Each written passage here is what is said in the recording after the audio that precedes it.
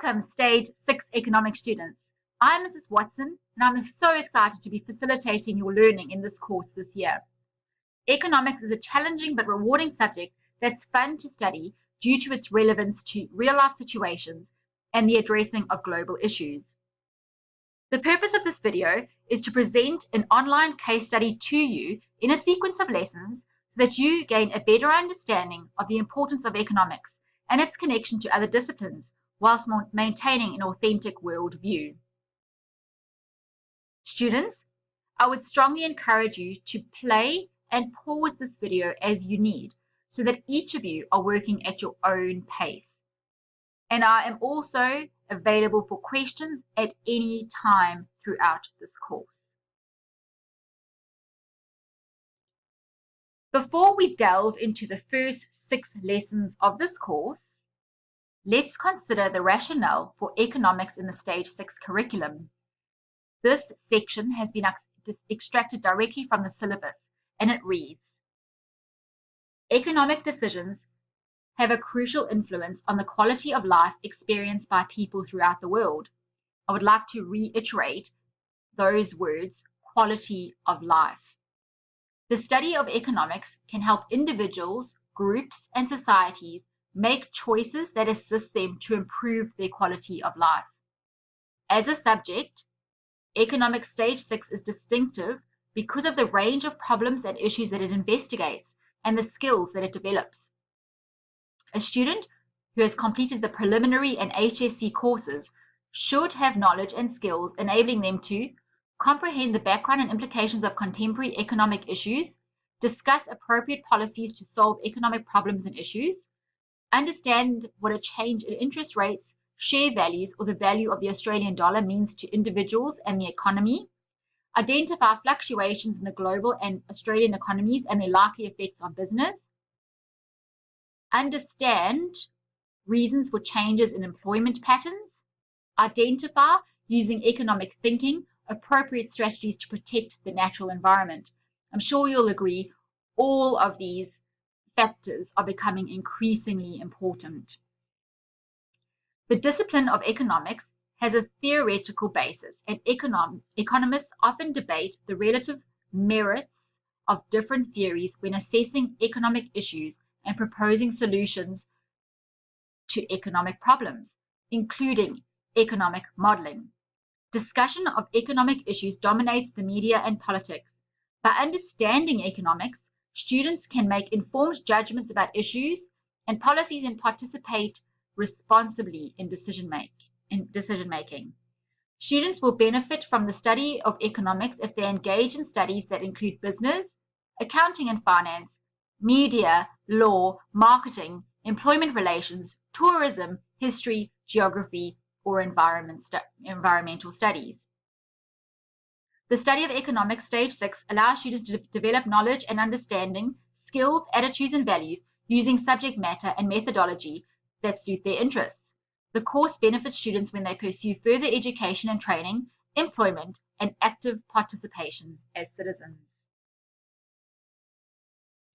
Lesson 1. Introduction to Economics. In this lesson, let us consider the following YouTube video.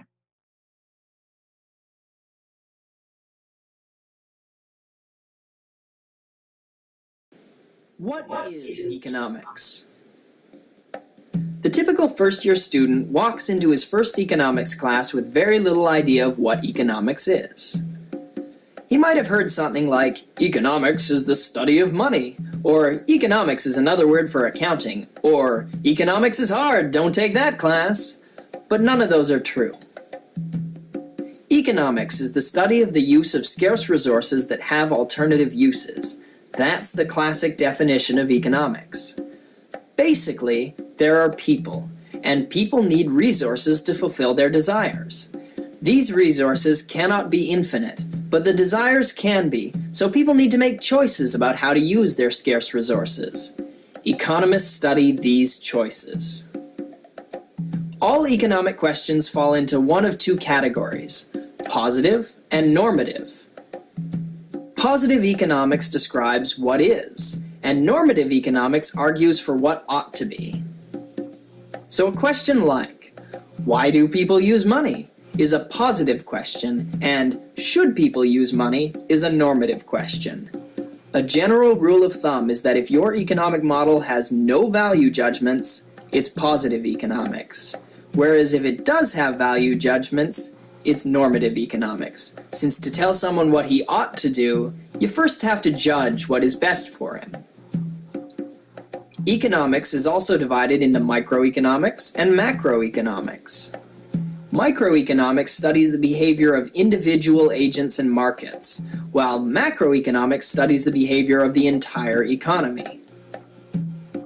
Economists also have their own branch of statistics called econometrics that specialize to analyzing economic data. Since economic data usually comes from the real world and not from controlled experiments, econometrics faces mathematical challenges that other fields might not. The tools economists have developed to study human behavior have broad uses outside of what we would traditionally consider economics. Economists study not only markets, but things like crime, war, the family, religion, culture, politics, law, and even genetics. That's why it's not unusual to see papers by psychologists, sociologists, criminologists, political scientists, anthropologists, biologists, neuroscientists, or legal scholars being co-authored by economists.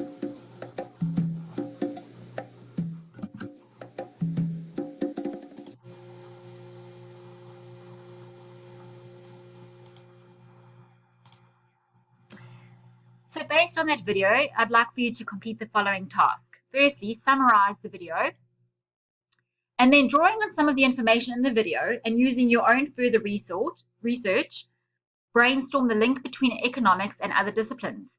Hint, the video lists a number of other disciplines.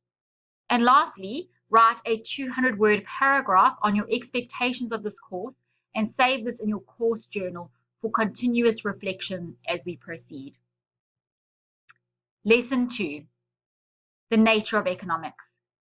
For Lesson 2, let us read the following article together.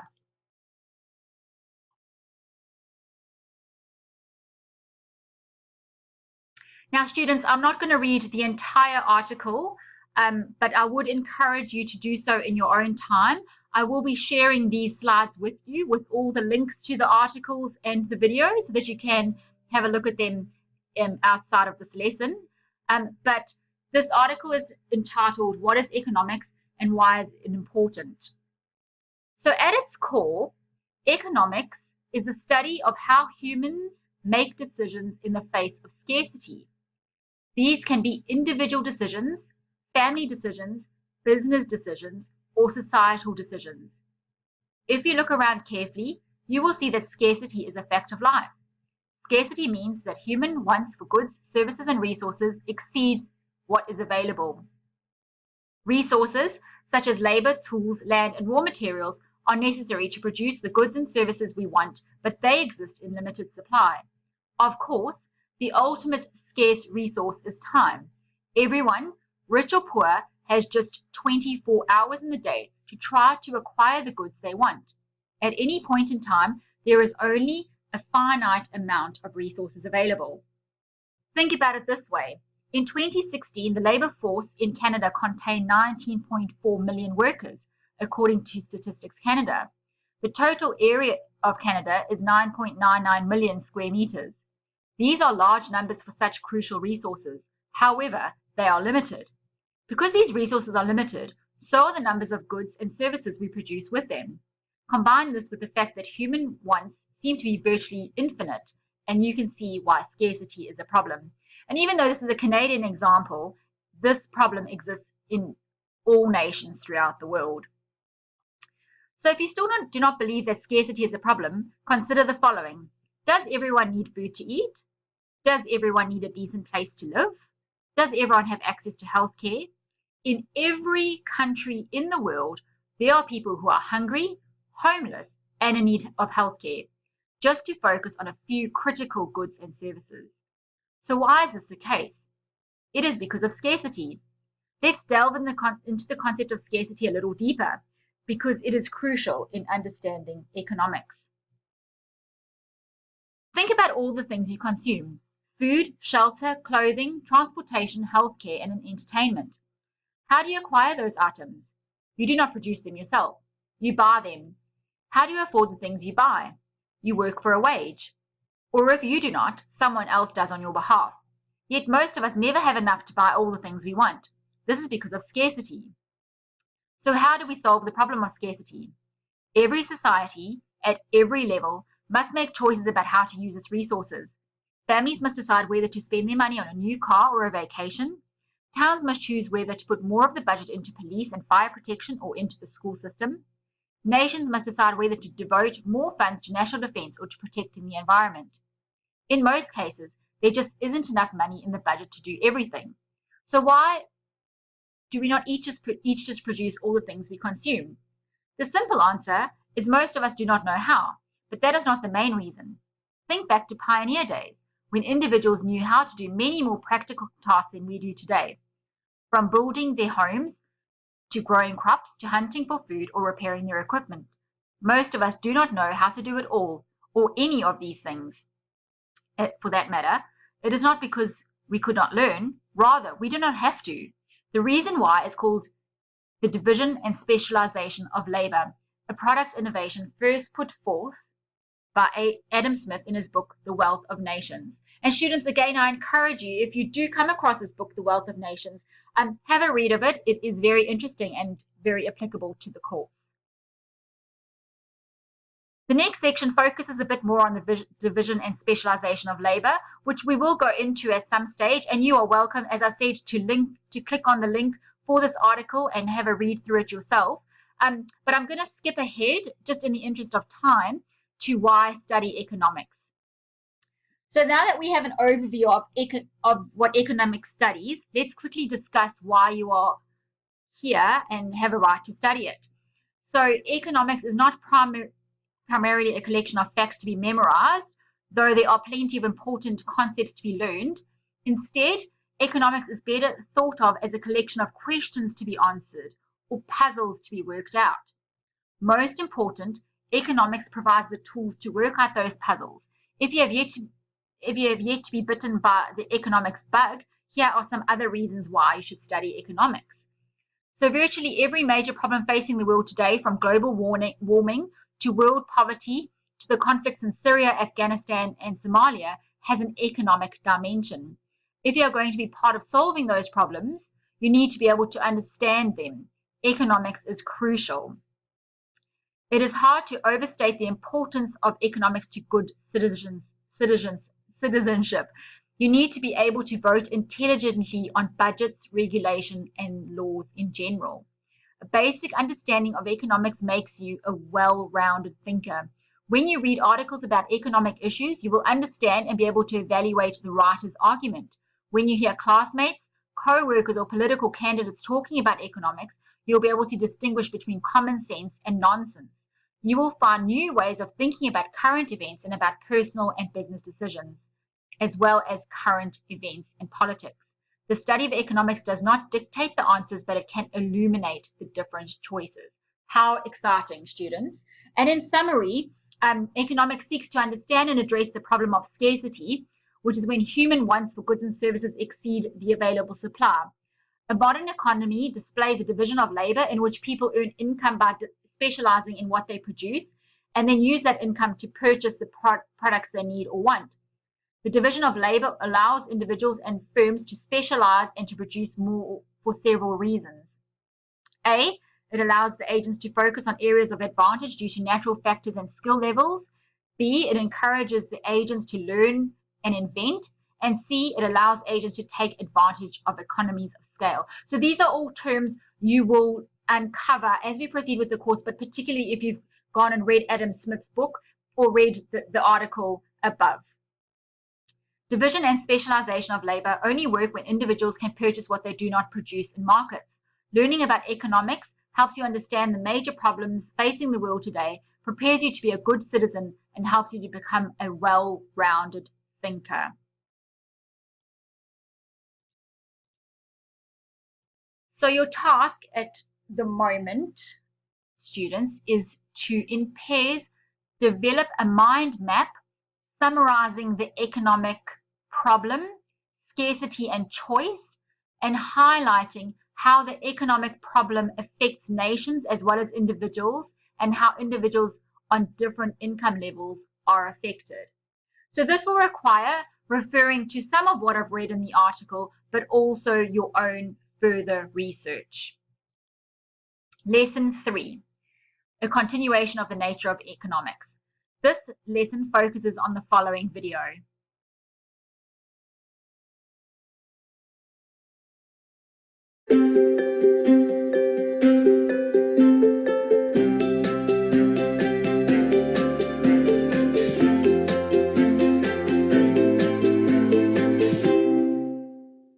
What is opportunity cost?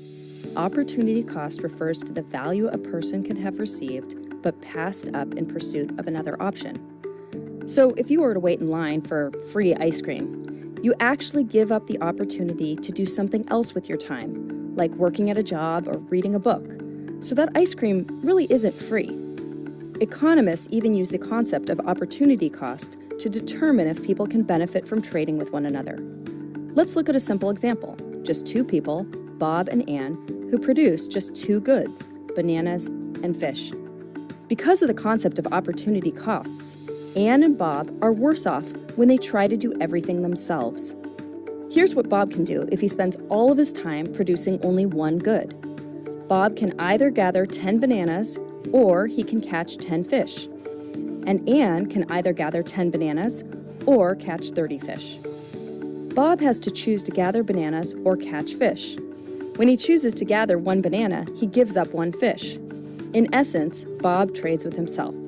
He can use that time to gather bananas or trade that time to catch fish, and the cost of that trade is one fish per banana. That's Bob's opportunity cost. The same holds true for Ann, but her cost of producing one banana is 3 fish. In the amount of time that it takes Ann to gather one banana, she could have caught 3 fish.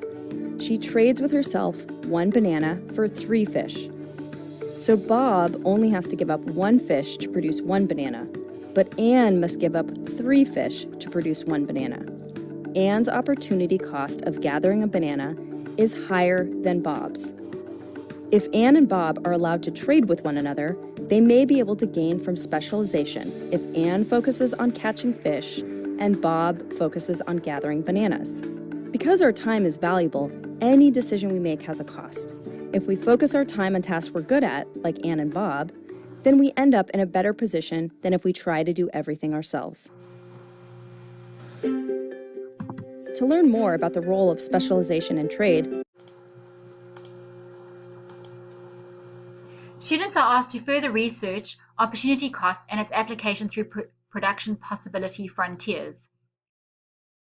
Students are asked to work in pairs to identify the opportunity cost of a particular solution to an economic problem that affects society, and use production possibility frontiers to illustrate the opportunity costs involved in a range of problems, including unemployment, technological change, and other key issues. Students, there are a lot of concepts in this task that may be unfamiliar to you, but that's why I strongly am encouraging you to go and actually really research some of these ideas for yourselves, and of course ask me any questions that you may have along the way. And finally, lessons 4 to 6, again dealing with the nature of economics, and these lessons are based on decision making in economics. So students are asked to research the economic factors underlying decision making by individuals, so spending, saving, work, education, retirement, voting, and participation in the political process. Business, so pricing, production, resource use, industrial relations. And governments, influencing the decisions of individuals and business. For these 3 lessons, students are asked to work in groups to select newspaper articles or other sources that reflect decision making in relation to individuals or businesses or governments. Please note that I don't want you to do all 3. I just want you to choose one. Identify current problems in relation to making decisions and the opportunity costs, and then identify the future implications of choices that could be made in relation to the issue.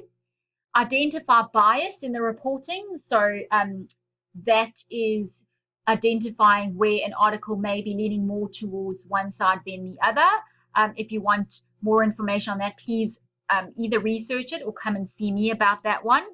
And then at the end of this task, you will be required to report your findings to the class. So this will take place in lesson 7.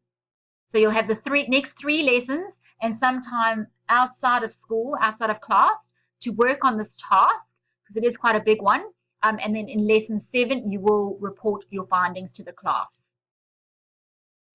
So some tips as we proceed through these lessons and tasks. Ensure that you save and name your work according to the guidelines in your subject outline. Save your work on Google Drive and share your documents with angelique.watson.aus@gmail.com. This will be for marking. Remember to reference other disciplines in your work whilst maintaining an authentic worldview. And remember to journal, journal, journal. I'd like for you at the beginning of the lesson where you've put your expectations together to almost do like a post-mortem at the end of the course to see, has all your expectations of the course been met? Students, I just want to thank you for your time today. There was a lot of information, may feel a little bit overwhelming, but as I said, I'm available for any questions you may have, and I strongly encourage you to actually research some of these concepts for yourselves, because that is what economics is all about. Thank you, students.